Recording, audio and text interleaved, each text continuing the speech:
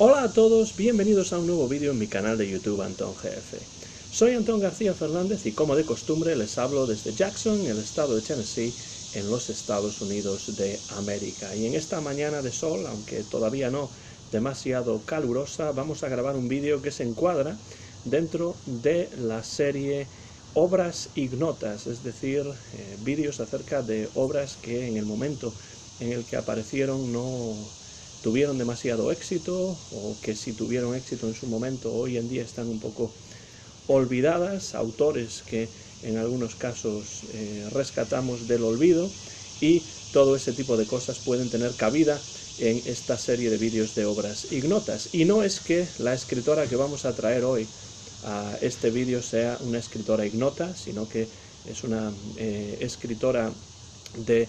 prestigio, pero la obra de la que vamos a hablar quizá no es de sus obras más conocidas. La tengo aquí en esta edición de la editorial Alpha Decay, dentro de la colección Alpha Mini, y se trata de la obra de Fleur Jaeggy, Vidas conjeturales, o en italiano Vite congetturali. Y realmente es una obra de la que quería hablar porque he tenido la oportunidad de releerla hace unas semanas y creo que tiene interés y creo que merece mayor conocimiento y mayor reconocimiento también dentro de la obra de esta escritora suiza. Cumplió el pasado mes de julio, además, 80 años la escritora suiza Fleur Jaeggy, y yo lo celebré precisamente releyendo esta obra que vuelvo a enseñar, Las Vidas conjeturales o Vite congetturali, del año 2009, traducida al español en esa edición por María Ángeles Cabré en el año 2013, es decir, 4 años después de su publicación original en italiano. Probablemente una de las obras, como ya he dicho, menos conocidas de Jaeggy, al menos si la comparamos con otras, como por ejemplo Los hermosos años del castigo, de 1989, o Proleterka, de 2001. Fleur Jaeggy es una escritora que ha ido pergeñando una obra literaria poco prolífica, eso es cierto, pero sumamente interesante, y que se ha mantenido siempre, por voluntad propia,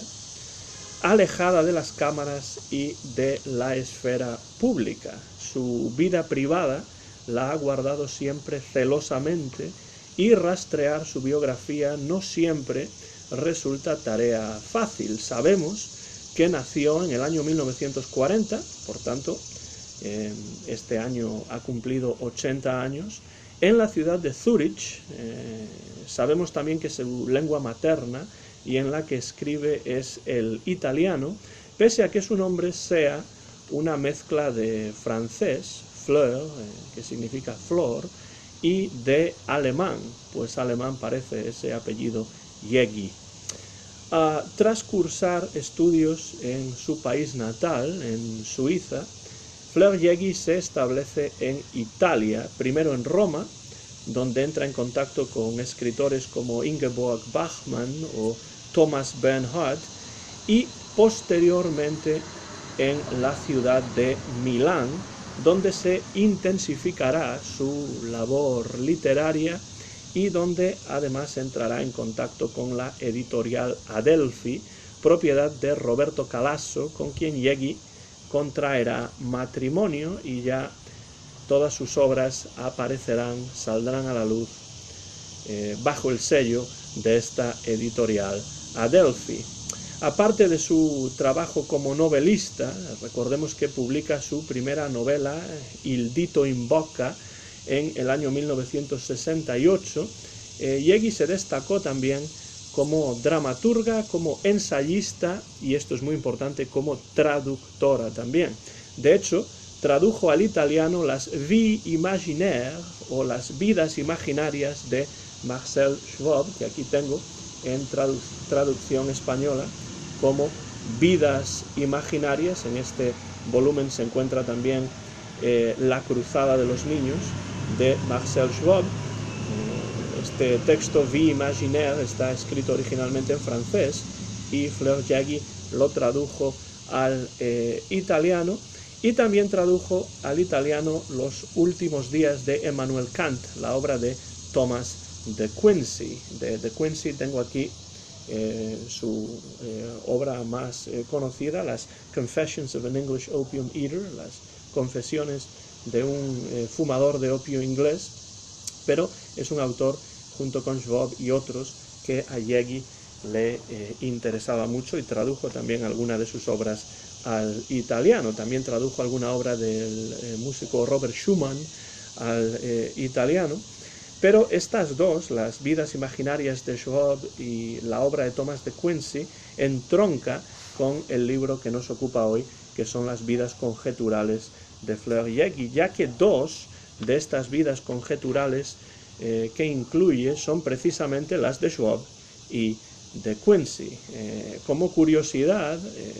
sobre Fleur-Yegi, es preciso mencionar también que a lo largo de los años esta escritora ha colaborado en varios de los discos del siempre interesante cantautor italiano Franco Battiato, usando para ello no su verdadero nombre, sino el seudónimo de Carlotta Wiik. Entonces, los seguidores de la obra musical de Franco Battiato conocerán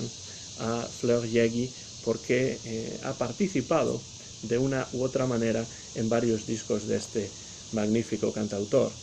La contraportada de esta traducción de las vidas conjeturales de Fleur-Yegi, a cargo de María Ángeles Cabré, dice lo siguiente. Repito que esta traducción está publicada por la editorial Alpha Decay dentro de la serie Alpha Mini, y dice la contraportada de este libro, aquí está la contraportada, dice la contraportada de este libro que Yegi es una escritora particular, más poética que ensayística, más cercana a la narración que a la documentación. Y esto es cierto, le interesa más la narración que la documentación, aunque parte siempre para sus vidas conjeturales de datos históricos y documentados. Y también dice la contraportada que lo que se presenta en las vidas conjeturales es una hipótesis literaria, una elaboración personal de los asuntos más humanos de estos creadores, sin perder por ello ni un ápice de rigor.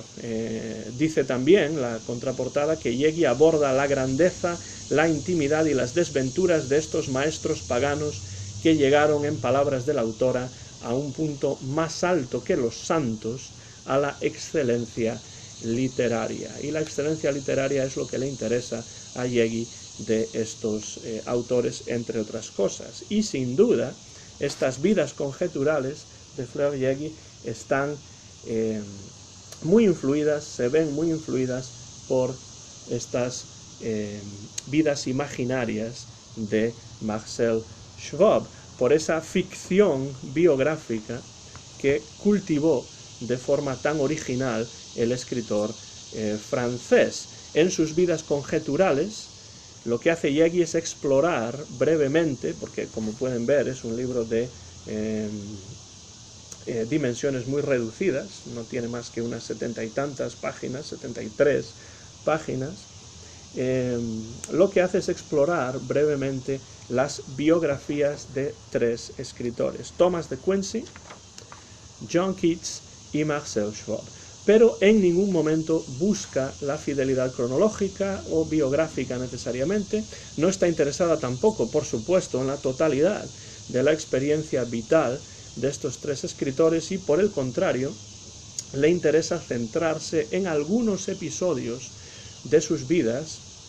que le parecen fundamentales para comprender algunos aspectos de sus obras literarias, para explicar ciertas obsesiones que estos creadores arrastraron a lo largo de sus vidas, y también para jugar literariamente, lúdicamente,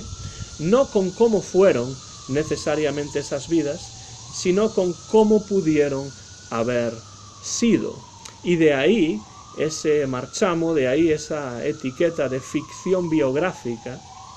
de ahí eso de hipótesis literaria de la que se suele hablar cuando hablamos de las vidas conjeturales de Yegi o de obras como las vidas imaginarias de Marcel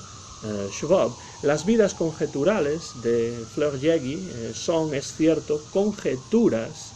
sobre ciertos momentos de las vidas de Schwab, de Keats y de Quincy, recreaciones narrativas de ciertos puntos que llaman la atención de Yegi, basadas, eso sí, en datos históricos, pero tamizados esos datos históricos por el elemento literario, transformados por la visión eminentemente personal de la autora. Pero si lo miramos bien, eso es precisamente toda biografía, una recreación a posteriori de sucesos que tuvieron lugar en la vida de una persona, y toda recreación es también una transformación, ya sea consciente, ya sea inconsciente, es una transformación de la realidad histórica y de la realidad biográfica. En las vidas conjeturales de Yegi entra la literatura con mucha fuerza, con mucha importancia, y todo, absolutamente todo, lo transforma. Si hablamos de Quincy, por ejemplo, Yegi subraya la importancia de ciertas experiencias infantiles y escolares en esas duras boarding schools o internados a las que asistió Quincy, así como también su adicción al opio, y de eso habla, por supuesto, en su obra más famosa, Las Confesiones de Quincy, su adicción al opio como manera de sobrellevar algunos sucesos traumáticos por los que tuvo que atravesar en su vida de Quincy. A Keats, que es conocido por su debilidad física, es notable por ello, nos lo presenta de una manera diferente, ya desde la infancia, como amante de la gresca, como amante de lo físico, de las peleas, como, y lo dice ella de esta manera en el texto, un niño de acción que se transformaría al descubrir la literatura de Defoe, la literatura de Spencer, por ejemplo, y a partir de ahí, a partir de ese momento en el que descubre la literatura que va a transformar su vida, Yegi imagina las diversas maneras en las que la literatura y el contacto de Keats con figuras como Hazlitt o como Wordsworth fueron modelando su vida y también su obra. En cuanto a Marcel Schwab, la autora incide también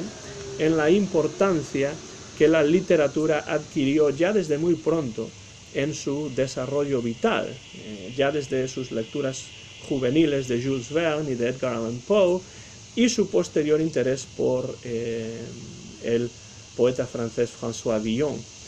Y realmente este elemento literario es el que va a suscitar la anécdota en la que se centrará Fleur Yegi en esta obra acerca de Schwab. El viaje que Marcel Schwab realizó por el Océano Pacífico en un barco y hacia la parte final de su vida, con la intención de visitar lugares relacionados con su admirado Robert Louis Stevenson. Robert Louis Stevenson realmente es un autor que interesó enormemente a Marcel Schwab, y este viaje hacia el final de la vida de Marcel Schwab se presenta en las vidas conjeturales de Yegi como un viaje eminentemente literario, como un viaje que está materializado y que tiene como objetivo, pues un objetivo literario, que es seguir las huellas, visitar algunos lugares relacionados con Stevenson, con la obra de Stevenson. Yegi señala a este propósito que Jules Renard observó al enterarse de este viaje de Schwab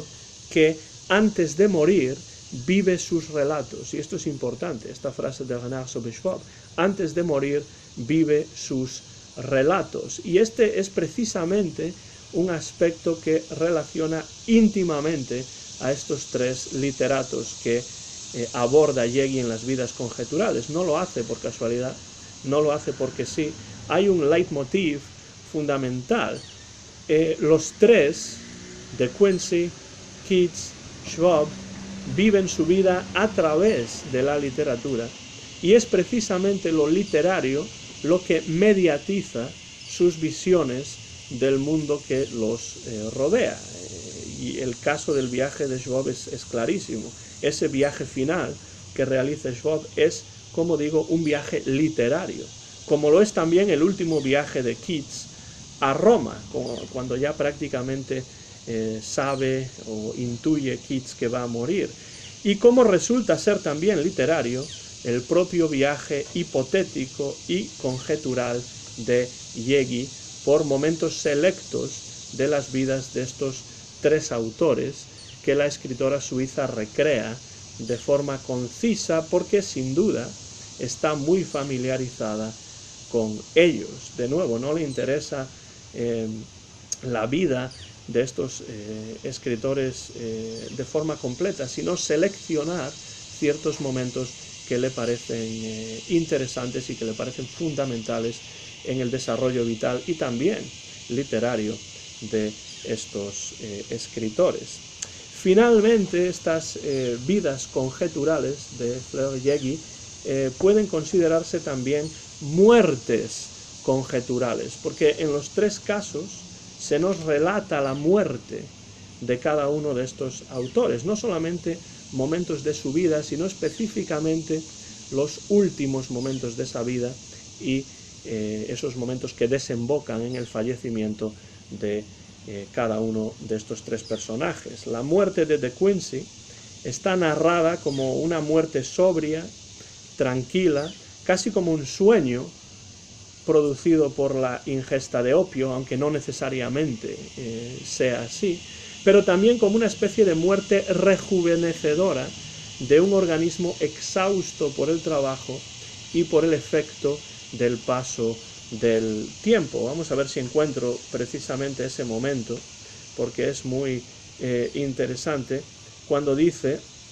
que su respiración, la de De Quincey, se hizo más lenta, después entró en un estado de embotamiento, perdió gradualmente la conciencia y en las primeras horas del día 8 murió. Se le veló el rostro, y esto es lo importante, se le veló el rostro de una apariencia de juventud. Tenía 74 años y parecía un chico de 14. La muerte rejuvenecedora de un organismo exhausto, cansado por el trabajo constante, por el efecto del paso del tiempo y suponemos que también por su adicción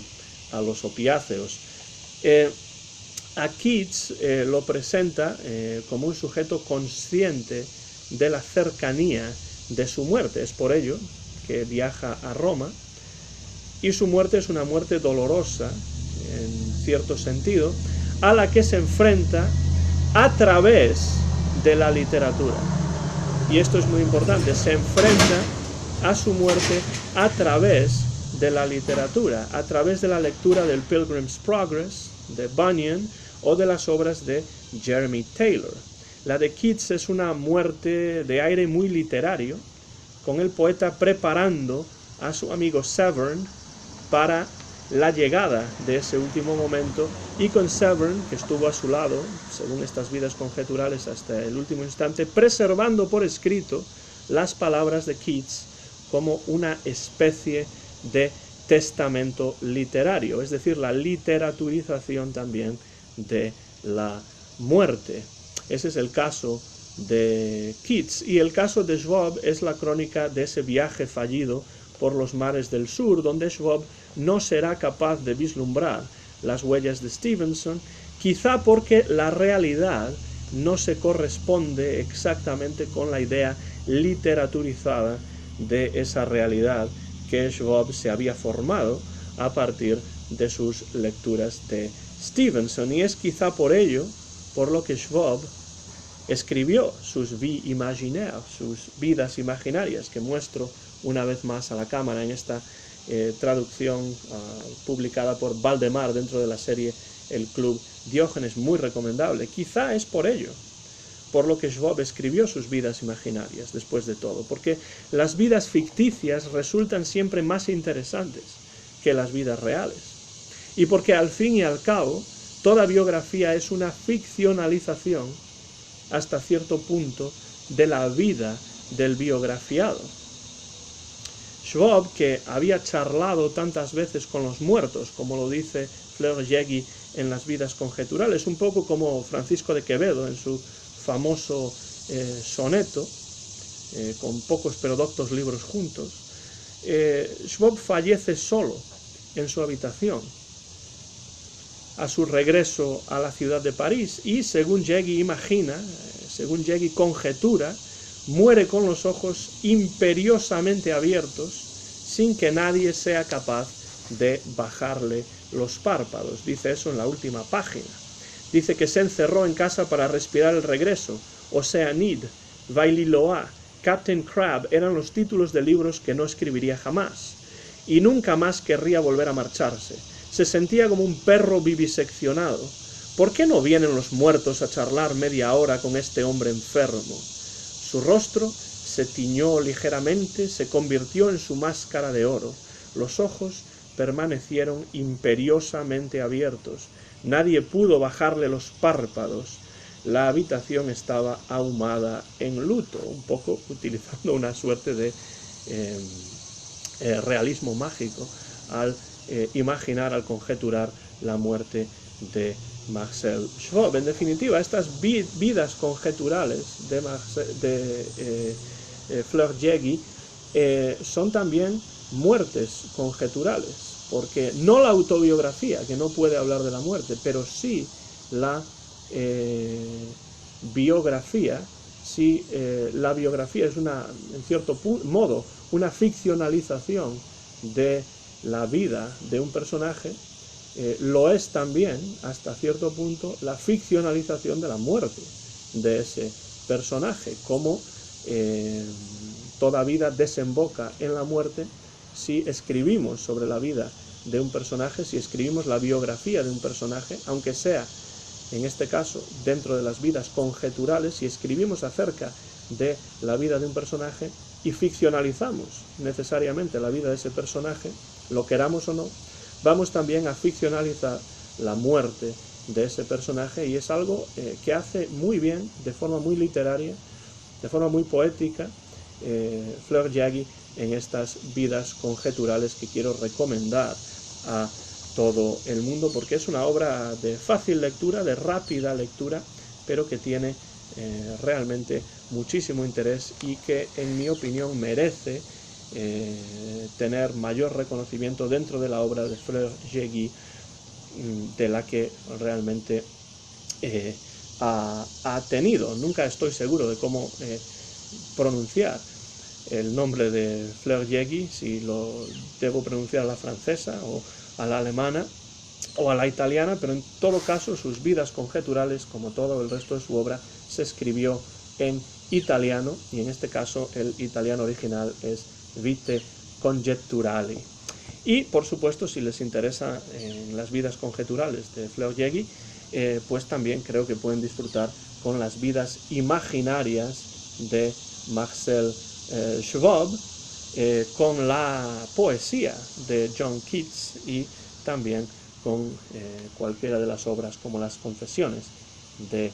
Thomas de Quincey. Estoy seguro de que la lectura de las vidas conjeturales de Fleur-Jaegui les llevará quizá a revisar o a descubrir las obras de Quincey, de Keats y también de Marcel